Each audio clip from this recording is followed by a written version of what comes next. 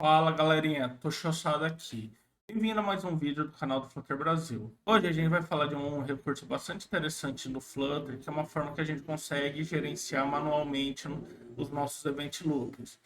Então, para você que acha que a gente só consegue executar alguma função assíncrona, por exemplo, dando um await ou deixando ela lá e deixar para o Flutter gerenciado quando ela vai ser executada, fica aqui no vídeo até o final, que eu vou mostrar inclusive um caso real que eu utilizo no meu dia a dia. Então, já se inscreva no canal para não perder nenhum conteúdo novo, deixe seu like e compartilhe o vídeo. E vamos para o código.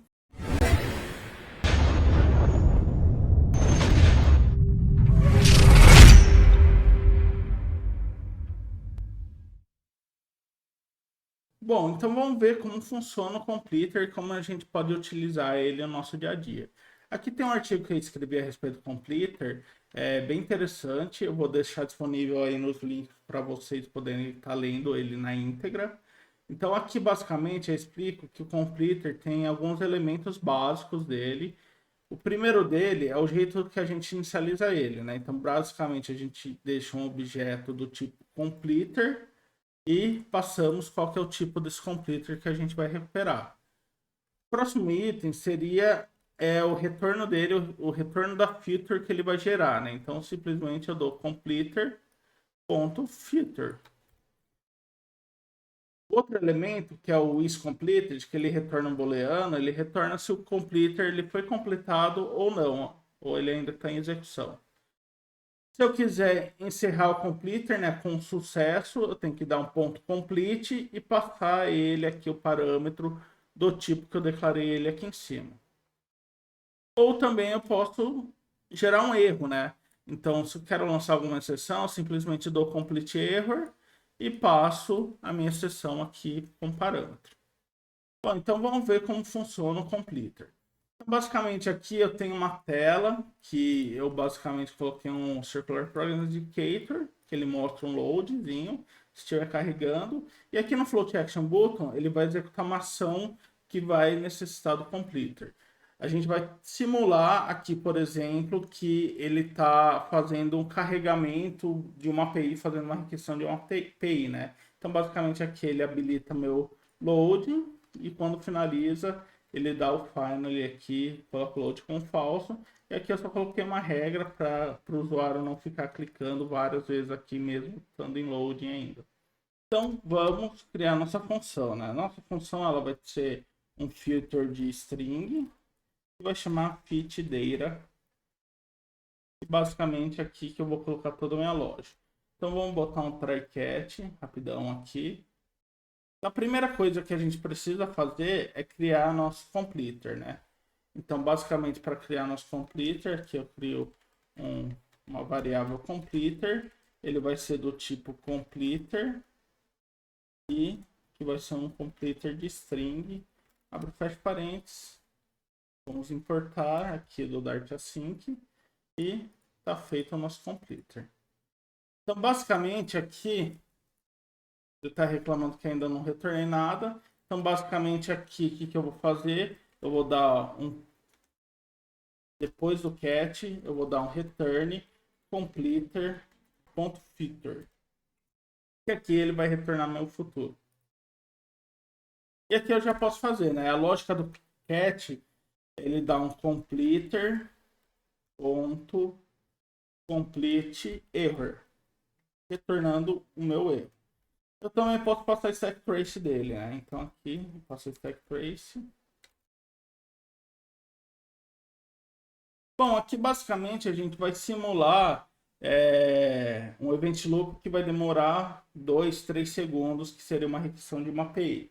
Então, aqui para simular esse processo, vamos dar um filter.delay duration de seconds 3 segundos.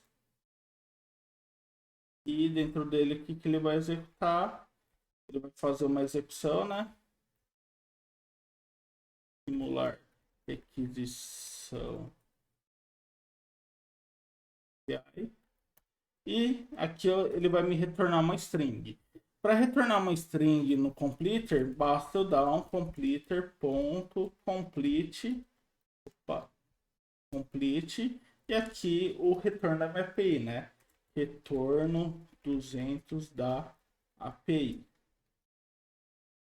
E só fazendo isso eu consigo já utilizar o completer aqui na minha função. Então, basicamente, o que a gente vai fazer aqui? Aqui vamos criar uma variável result, que ela vai chamar meu fit data. Aqui eu poderia utilizar o .den, .onError, .getError, mas eu simplesmente vou dar um await aqui, né? É o jeito mais comum que a gente trabalha com event loops. E aqui vamos printar o meu resultado. Printando o resultado, a gente também precisa capturar quando ele der erro, né? Então, quando ele der erro, vamos pegar no cat aqui. A gente pode capturar só o erro ou também stack trace. E aqui eu vou printar.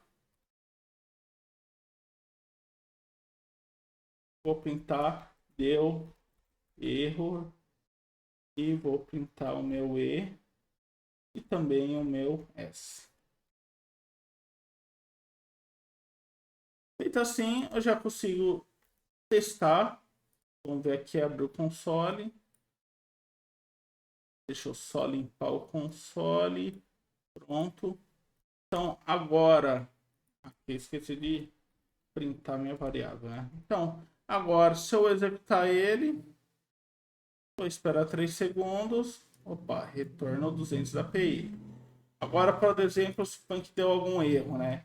Então, eu vou dar aqui, por exemplo, um throw action erro 401. Agora, se eu executar, já deu o erro, né? Legal, né? Bom, agora um caso real que realmente utilizo completers no meu dia a dia é um exemplo, por exemplo, que utiliza algum package de injetor de dependência, como o modular, né? Que eu estou usando do modular. Então, suponho que, por exemplo, eu preciso criar uma instância do meu Hive Repository lá no meu módulo. Então, para inicializar o meu Hive, eu preciso ter um método assíncrono, que ele vai ter que ser executado aqui no meu construtor, sempre que eu construir a instância desse cara aqui. Mostrando aqui o exemplo, então, basicamente, eu registro a instância do meu Hive aqui no meu app modeling. Então, estou registrando aqui, registrei com uma key. Então, criei uma instância do Hive Repository, passando o box test. E aqui eu passo na minha homepage e passo essa instância para minha homepage. Então, aqui basicamente é o que a gente está acostumado, né, do Hive. Então, basicamente, aqui eu simplesmente pego através do meu path provider o diretório, inicializo o meu Hive, abro o meu box do Hive e simplesmente dou um clear e depois eu só registro a variável aqui na instância, na variável global para poder ser utilizada aqui embaixo. Aqui na homepage não tem nada demais, ela simplesmente é uma página que tem também um Circular Progress Indicator e no Flow Action Button que eu faço aqui, eu adiciono dois registros no meu Hive e depois eu recupero todo mundo e simplesmente dou um print aqui para mostrar os meus resultados. Bom, aqui agora vamos chamar o meu modular, de vez de chamar a minha página normal. Tá aqui o módulo, importar o modular e agora vamos rodar. Bom, agora a gente rodando nossa aplicação, vamos testar, né? Ele rodando, adicionou os registros. Vocês podem perceber que deu certo, né? Por quê? Foi meu cenário feliz, não deu nenhum erro, não teve nenhum delay na hora de instanciar o meu Hive. Mas vamos supor que no meu init teve alguma coisa que deu um delay de 6 segundos para inicializar o meu Hive, por algum motivo. Então vamos executar novamente. Bom, executamos novamente. Agora, se eu clicar no botão aqui de load, vocês podem ver que agora eu tive um problema aqui. Que é o quê? Basicamente, ele falou aqui que meu box ele não foi inicializado. significa que eu tenho que executar esse ponto add antes de executar esse init aqui. Ele terminar de executar esse init e realmente instanciar o meu box. Então ele tentou rodar o add do meu box e lançou uma exceção. E como que a gente poderia fazer esse controle, sendo que eu estou inicializando lá no meu app módulo e utilizando aqui na minha homepage? Então, aí que entra os completers, né? Então, basicamente, o que eu posso fazer aqui? Aqui eu vou criar um final completer. Vou criar um completer de booleano.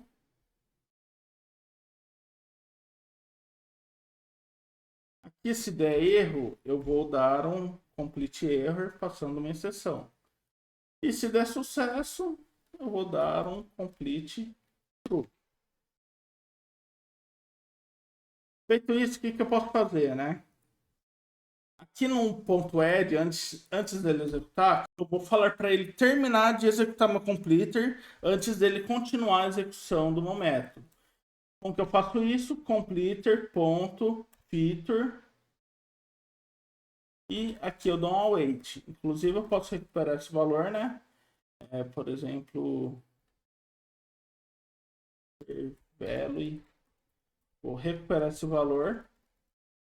Vou até mandar printar para vocês verem. E eu faço a mesma coisa aqui no método de baixo, só para garantir que ele está sendo executado realmente. Então, agora, se eu rodar de novo minha aplicação e simplesmente clicar nele, vamos ver no Debug Console, ele vai demorar 3 segundos, ó, imprimiu true, e agora eu tenho o resultado dos meus dois valores que eu coloquei dentro dele. O John e a Jane. Bom, desse jeito eu consigo controlar todos os meus event loops que estão sendo executados e garantir que meu box, e meu add e meu getAll, ele só vai ser executado depois de terminar a execução do init, né? Ou the complete ou complete ever. Para melhorar aqui, o que eu poderia fazer, né? De vez de ter esse box aqui, eu poderia trafegar ele dentro do próprio completer. Então, como que eu faria? Vamos apagar esse boxer aqui. Então, aqui eu só falo que ele é um completer de box map string dynamic.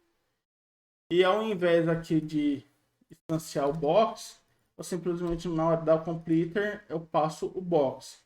Então, aqui na hora de recuperar meu feature do meu completer, eu posso recuperar o meu box. Aqui você pode ver, ó, o tipo dele já mudou para box map string dynamic. Então, desse jeito eu já consigo executar novamente ele. Não preciso criar uma variável booleana e trafegar ele durante todo o meu objeto. Então, se eu vim aqui, executar novamente, ele vai demorar 3 segundos, 6 segundos para instanciar meu box e voilà, ele foi executado e conseguiu executar normalmente aqui para mim.